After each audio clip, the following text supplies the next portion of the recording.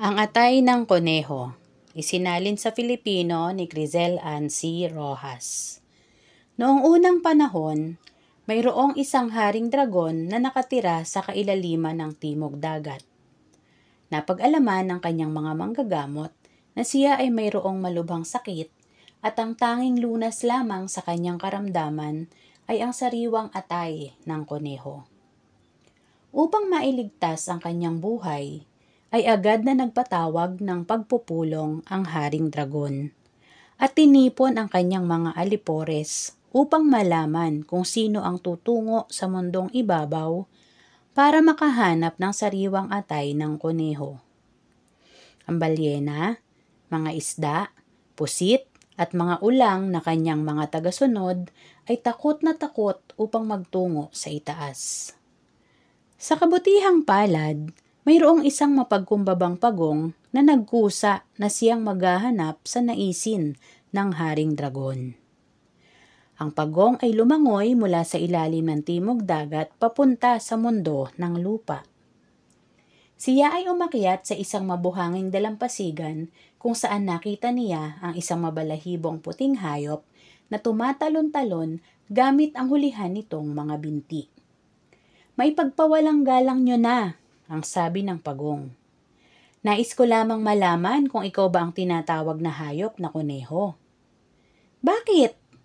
Ako nga iyon," ang sagot ng koneho.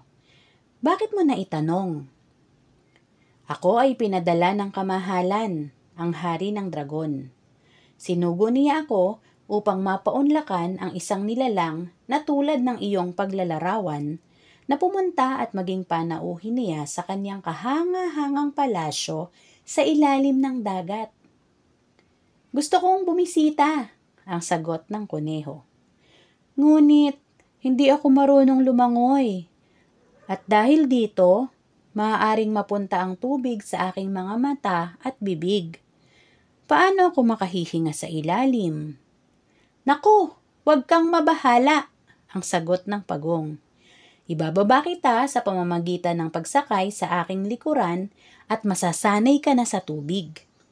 Hindi mo mamalayang ikaw ay makahihinga na tulad ng hangin sa ibabaw." Kaya tinanggap ng koneho ang paanyaya nito. Siya ay sumakay sa likuran ng pagong at lumangoy paibaba sa Timog Dagat. Kitang-kita sa mukha ng koneho ang kasabikan sapagkat nais niyang makita ang lahat ng nakamamanghang tanawin sa ilalim ng dagat. Tulad ng kumikislap na kagubatan, ng kumakaway na berdeng mga halaman, mga lambak at bangin ng bato, iba't ibang klase ng isda na kumikinang sa lahat ng mga kulay ng bahaghari at marami pang iba. Higit lalo siyang namangha na maaari siyang mahiwagang makahinga sa ilalim ng tubig. Ngunit nang marating nila ang palasyo ng dragon at tumayo sa harap ang hari, hindi ito nagtagal para sa koneho upang malaman na siya ay nalinlang. "Pinagsisisihan kong kinakailangan kong kainin ang iyong atay upang mabawi ko ang aking kalusugan," ang sabi ng dragon. "Ibibigay ko na ang aking pasasalamat ngayon bago ka ilayo ng aking mga doktor." Noong una ay natakot ang koneho, subalit siya ay matalino at mabilis nakapag-isip kaagad.